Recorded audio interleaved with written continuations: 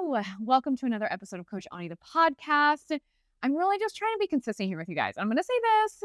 If you're watching this on YouTube, do not come at me for my unfinished bookshelves behind me because we're still moving, in the process of moving and doing all these other great, amazing, wonderful things. So unpacking's fucking hard, guys. It's really hard. I thought that it would be easier and I thought I would be that bitch that in a month I'd have all my stuff unpacked and it would be good. My house would be beautiful. Update. I am not. I am not her. I am not it. I'm not special in any way, shape, or form. I'm just a person trying to do a thing all the time. So I feel like before I get into today's topic, I need to put an asterisk on it. Okay. I am not a trained professional. If you have a therapist, after listening to this episode, if you feel like it resonates with you, you might need to go talk to your therapist. I'm just going to leave it at that. I feel like that makes it sound dark and like I'm not going to, there's nothing dark happening here. It's just a conversation. And I want to talk about, are you potentially addicted to stress?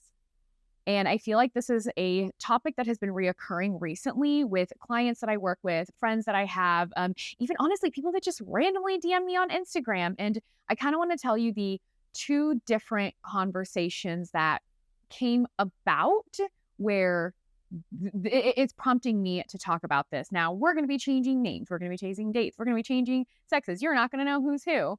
So, because I also don't want to like out anybody, which I guess you would never know anyway, but we're going with it. So I got a DM from a woman on Instagram and I've known her for a while. She was one of my students, a couple of years ago for the past couple of years. And she was just basically like, I'm feeling uninspired. I don't feel inspired. I built up my clientele. I did the thing. I graduated from a program. I did all the things, but I think I want to quit. I think I actually want to quit and I want to go into a different industry because hair is not life. And these bitches are acting like it's everything and it's life.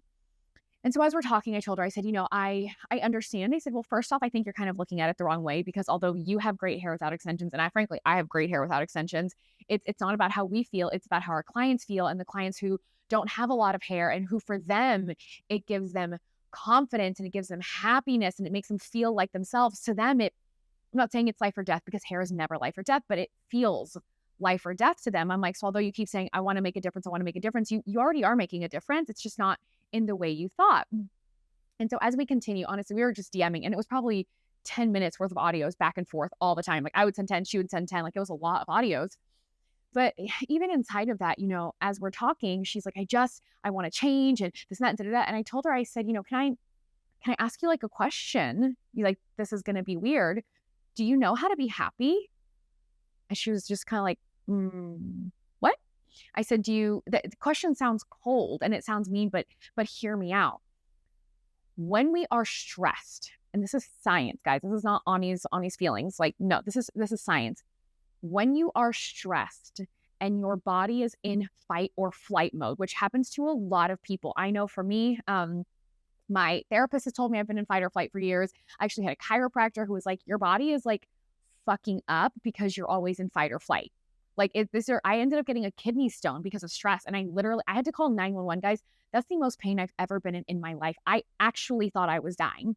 I called a friend, she came over and I was like, this is it. I'm going. I don't know what's wrong with me. But finally I was like, you need to call 911. I have to go to a hospital. That pain.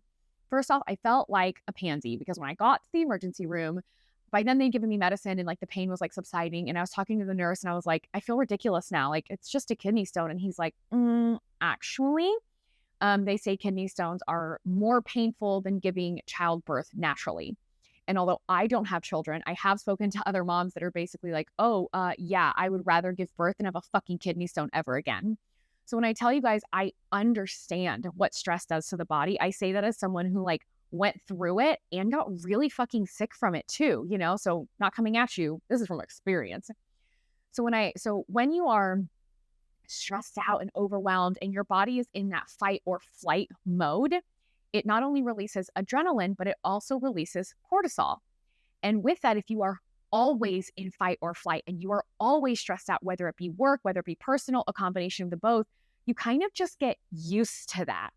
You get used to the feeling of being overwhelmed. You get used to the feeling of you're going to have a mental fucking breakdown. You're used to it to where, I'll be honest, you first off don't really realize that you're not supposed to feel that way. Life is not meant to be run through always being overwhelmed and stressed out and wanting to cry. Like I'm, as once again, someone who's been through it. Life shouldn't be that way and it doesn't have to be that way. But here's the thing, because you're always living in fight or flight and you're always stressed the fuck out, your body keeps releasing this cortisol, which means you're now used to it. The same way that your body gets used to anything else, whether you take birth control, whether you're a male and you take testosterone, whether you're taking vitamins, it's like going to the gym. When you go to the gym first time, like it really hurts, but your body gets used to it, used to it, used to it, used to it. And the things that used to hurt don't hurt anymore. Our bodies get used to anything and everything. Like that's what happens. So now, let's say you've lived a really stressed out life, but all of a sudden you're kind of not. You built your business, baby. You're making money and things are calm. You're not going to feel calm. You're actually going to have a sense of, I feel dread might be a good way to put it, or I'll speak for myself. I did come from a very stressful situation and a very stressful job environment.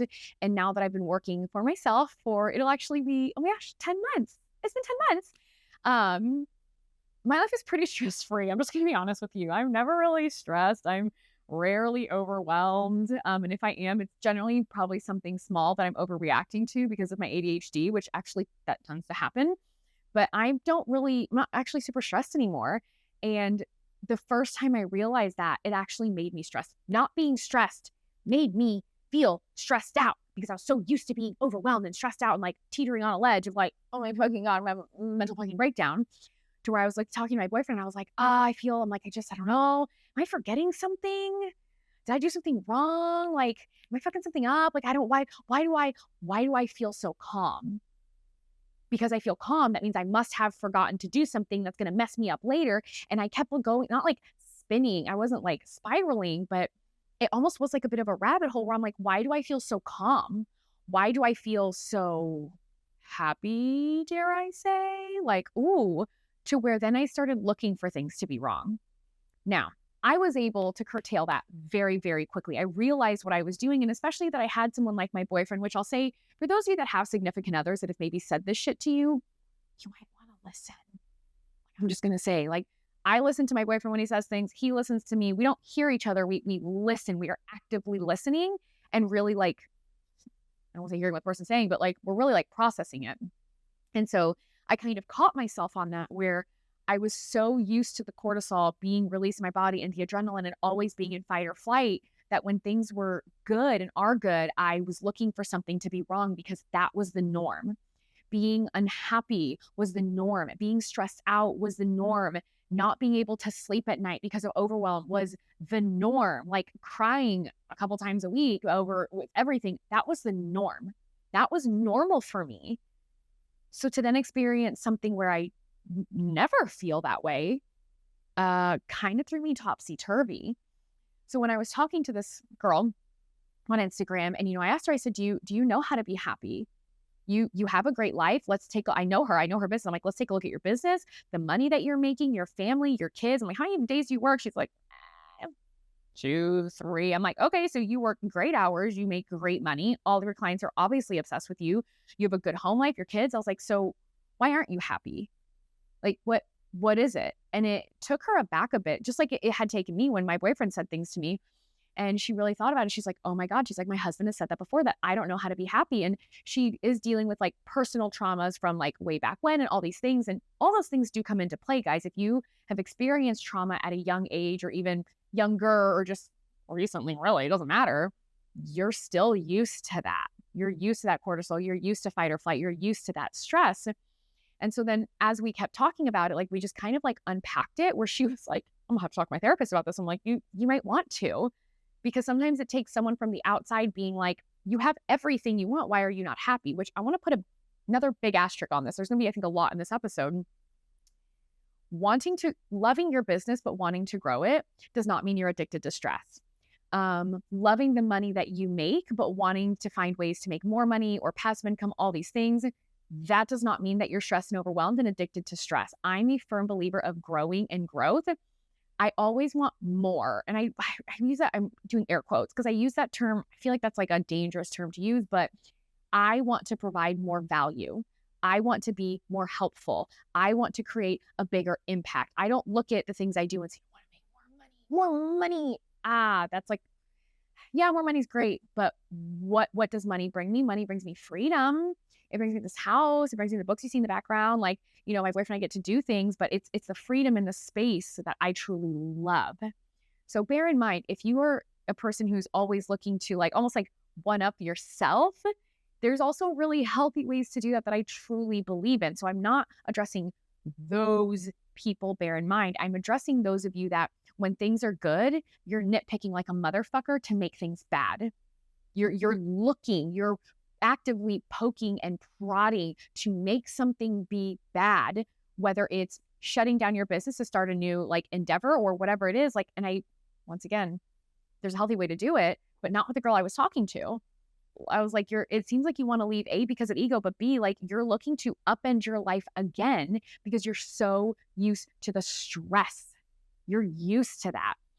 And I actually had a conversation with another friend of mine, and her and I were talking, and, she had not gotten into it with her boyfriend, but they had like a low key, like little tiff. And she's like, I'm just mad because this and that. And I'm like, she's like, wouldn't you be mad? And I was like, ooh, no, like, actually I wouldn't. I was like, I feel like you're looking for something to be mad about. She's like, fucking excuse me. I was like, well, think about it. Like, you guys are in a really good place. You've been doing this. You've been doing that. Like, you got all these things. You did. So is this one thing really like that big of a deal? Or are you looking to be upset? Are you looking to be mad? Are you looking to be angry because fighting feels familiar to you? Feeling unloved is a feeling that's familiar to you. Maybe you don't actually know how to like just let yourself be loved. Once again, I'm not a therapist. I'm not a counselor. I'm just telling you stories of things that I've talked to people about and even things that I've experienced. Because like I said, I think I was someone that was addicted to stress. Was I looking for more stressful situations? Nah, bruh. I didn't have the time, place, energy, space, mental capacity, emotional capacity for it. There was no more room in my bucket, on my plate to add in anything else that would make me more fucking stressed out. I was already like, not only teetering off the ledge, but I had like 1 foot off, and I was like, I was hanging on by like 2 little fingers. So I wasn't looking for more, but becoming the CEO of my own company and now 2 companies and building out 2 companies, you really have to be able to differentiate when something truly isn't working, or if you're nitpicking and trying to force something to not work because that's the only way you know how to live. And that is I feel like a really hard reality that you have to be very in tune with yourself, might be a good way to put it, to actually go through and take a look at your business and decide whether it's working and could use some adjustments to be better, or you're actually just looking to burn it down. Because the burning down is why I'm having this conversation with you guys today, because I don't want you to burn something down that's working because you're finally happy, because you finally feel calm, because you're finally not on edge all the time. That feeling you have where you're like calm and at peace, that feeling right before you start saying, did I forget something? Is that why I feel so calm? Is that why I'm not overwhelmed?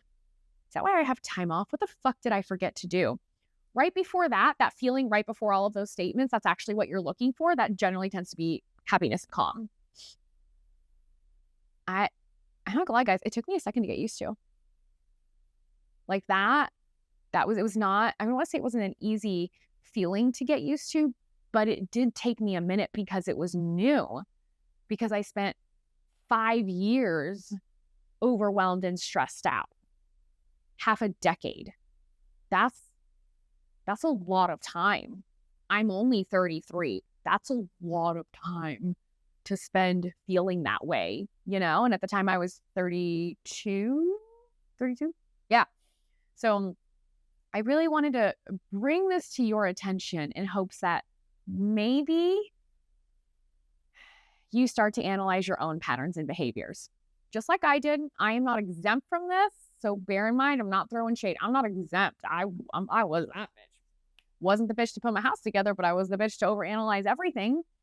And let's kind of talk about like, how did I don't want to say overcome it, but how did I recognize it? And even the other day, For example, I had a moment where I was like, am I lazy? Ooh, and if you know me, you know that that statement is utterly freaking ridiculous. Me, lazy, nah, bitch. I'm a lot of things, but lazy is not one of them. Maybe a little crazy, sure, depending on the day, but not lazy. And so here's how I kind of reel myself back in. I had to do the same thing with the stress, the overwhelm, the cortisol, the happiness, the calm, the same thing that I did with the lazy feeling. Am I lazy? So I kind of sat there and I'm like, okay, well, why in this moment am I feeling lazy? I'm like, well, I'm feeling lazy because it was probably like a Wednesday, maybe a Thursday. No, it was Friday. It was a Friday and I had said I don't want to work today, so I'm not going to. And I was sitting on the couch and I was resting and I took a few naps and then I had some snacks and then I ordered food. I think I maybe did a little laundry, but and then I sat there and I was like, "Oh my God, it's Friday. You should be working. Everybody's working. Working 9 to 5. Everybody's working, but you're not working. You're napping, bitch. Oh, you're watching It's Always Sunny in Philadelphia. Like you're chilling. Are you doing this because you're lazy and you don't feel like working anymore?" And when I thought about it, I was like, actually, no, that's not what's happening. What's happening is that Friday, and some of you saw me talk about this on my Instagram, it was the day after an event, and I was like, I'm tired. I'm just tired. I'm not drained. I'm not exhausted, but I'm just like, whew, I'm tired. I'm on like the tail end of being sick for like, oh my fucking God, like 3 weeks where I was getting like no sleep. That was exhausting. That was rough. And I realized I just needed time. I needed time to like recuperate. I was tired. I was hungry all the time. Like I just needed to chill. And I gave myself the grace to do that. But guess what? I'm also one of those bitches. I don't want to say I work when I'm in the mood, but if inspiration strikes and it's 6 a.m. on a Sunday, I'm going to work. Like I'm going to be working. I don't care if it's midday on a Saturday and it's 1 p.m. and all of a sudden I'm like, I have the best idea. Or even if I'm just sitting there and I'm like, I actually feel like working, I'm going to work. My hours make no sense. My hours are literally whatever I choose it to be. And when I realized that, I was like, I'm not lazy. The reason I feel that way is because my schedule does not match up with societal standards anymore. I do not work 9 to 5 Monday through Friday. I have not done that. Well, it's been probably about 10 months since I've done that. And even then, at that point, I was still kind of working 6, 7 days a week, but 9 to 5 is really hard for me for the simple fact of I prefer to start work at 5 a.m. I like working at 5 or 6. This is like, those are my fucking golden work hours. I love it. So I felt lazy because I was not living up to everybody else's standard. I was not following everybody else's rules. I made my own. And my own rules are I work a lot, bear in mind. I literally tracked my hours for a month. I looked at it and it was about 50 hours a week that I was working. So I work, but I'm going to work when I want to work, which also means if it's midday and I want to take a fucking nap because I'm tired, my brain is slow and I'm a little bit foggy, I'm actually going to be doing that as well. And I don't care. But that doesn't make me lazy because I managed to create something where I now get to follow my own fucking rules. And I'm not going to apologize for that. So I think that's something that, and I realize that even with that, I don't jam pack my books, whether you want to look at salon or consulting. I don't jam pack either with clients. I could take on more. Honestly, right now, I could absolutely take on more. I'm not going to. Why? Because I don't want to. Because I like having space.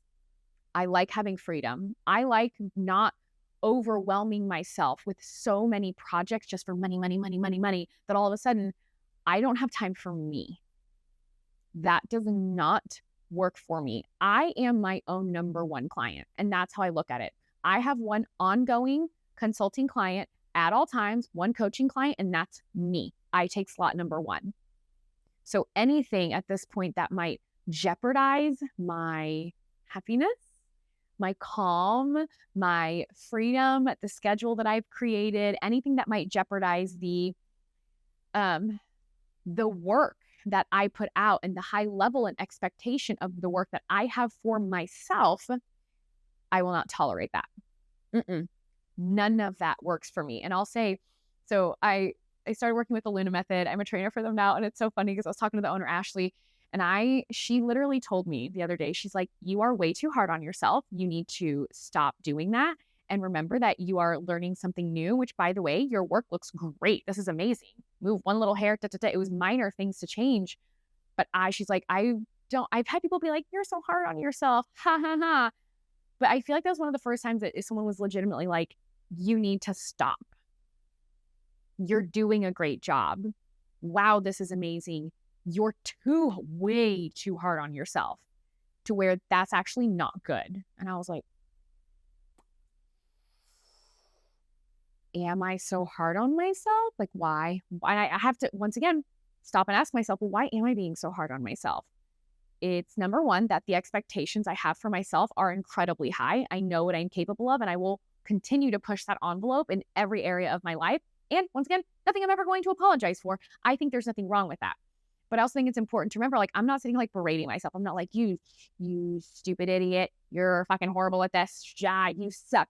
I've never said those words to myself because I don't believe that either. So for those of you that are, listening to this, and you're kind of having a moment of like, ooh, you guys, first off, I love when you guys send me DMs on Instagram. Please feel free to keep doing that. It's hilarious to me. You guys will tag me and shit, or you'll record clips, send it to me and go, were you talking to me? Did you say this for me? And I think it's funny. So I know the girl in the first story is definitely going to recognize herself because we're having this conversation yesterday and I'm recording this like the very next day. But I think it's important to just do you need to look inward a bit.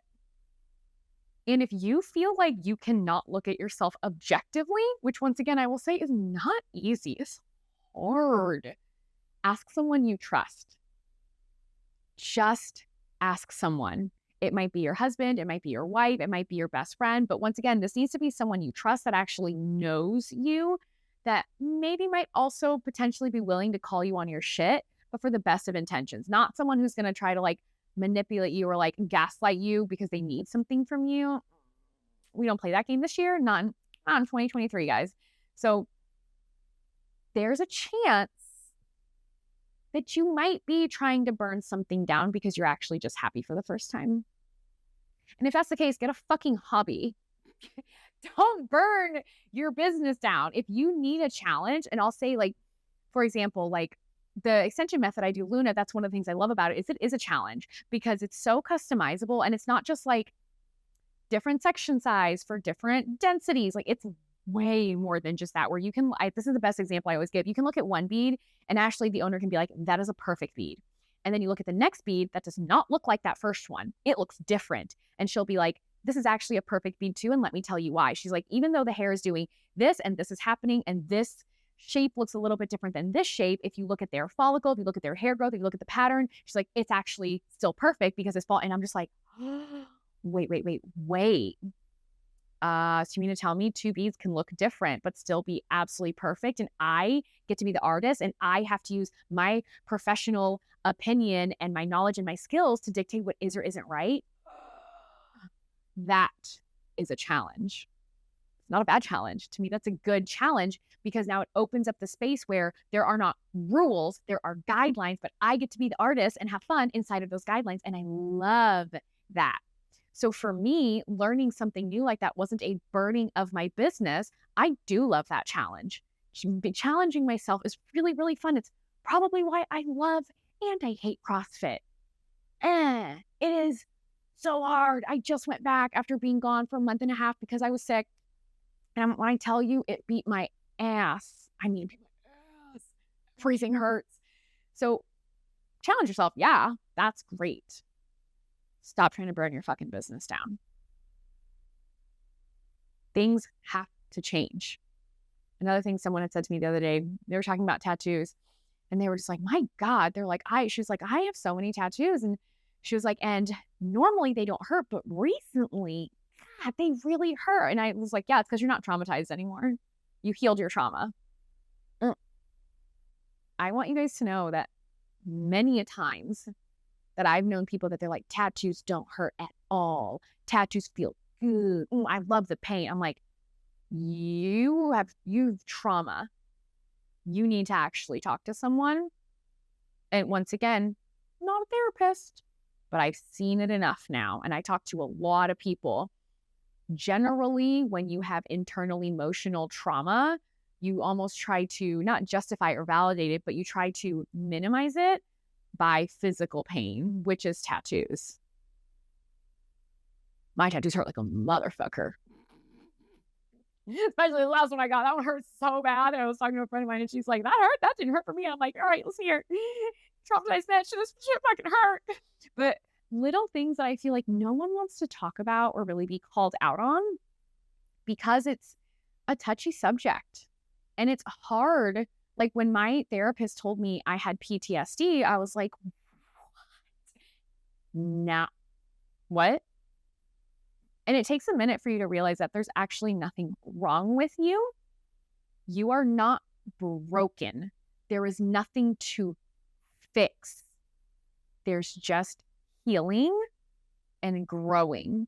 And there's healing inside of not being addicted to cortisol levels and not allowing yourself to be addicted to a fight or flight or adrenaline-filled response. That's healing, to realize that you deserve to be happy and you deserve to have peace and you deserve to have calm. There is healing in that.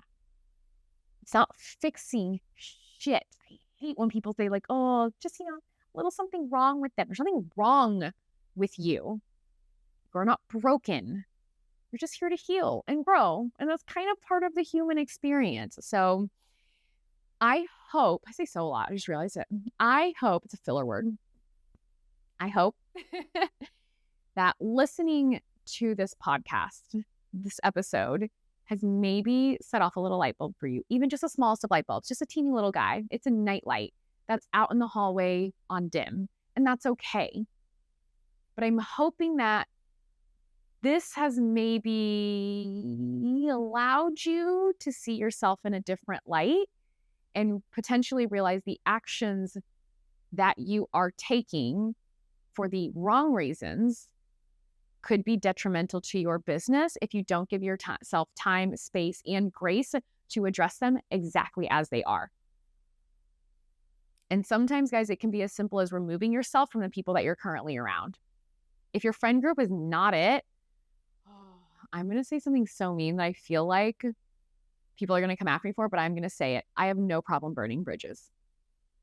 I will blow that bitch up and I will let the wind take the ashes away. I don't care. Because I said it earlier, anything that might detrimentally affect or negatively affect my mental health, my emotional health, my well-being, my family, my dogs, my business, it's gone. And it's gone without apologies. Because that's the life that I chose to create for myself. And when I started implementing those boundaries and really started looking at myself and my actions and how I behave, I changed everything. I don't want to be some stressed out bitch all the time. That sucks. That's not fun to be around. Like, honestly, someone who's always stressed out and overwhelmed and crying is not someone fun to be around. So at that point, not only does it affect you, now it affects everybody around you. Doesn't work for me. So yeah, I will burn bridges like a motherfucker. I'm not saying you have to, I'm just saying I will. And I've done it quite a bit. And frankly, I've regretted 0 of them. So with that being said, I would love to hear from you. Down below, you're going to see my Instagram linked. Send me a DM, please. I read every single DM. I answer every single DM. My rule is my thought is if you're taking the time to write to me, I'm going to take the time to fucking respond. That's like the literal bare minimum that anyone could do. So after you've listened to this, send me a message. Tell me how you feel. Tell me if this resonated with you. Did it kind of sting a little bit? Or are you like, psh, I was that too? And then you kind of had epiphanies and realized life can actually be pretty fucking great. So thank you guys for being here with me on another episode of Coach Ani, the podcast. If there's ever anything that you would like to hear about, you want me to talk about, please let me know. I think I'm going to be jumping back into some topics on ADHD and autism and executive function, which I realized I gave it a different word, but executive function is actually what it is. So we'll be talking about that later. But guys, thanks for being here. See you soon.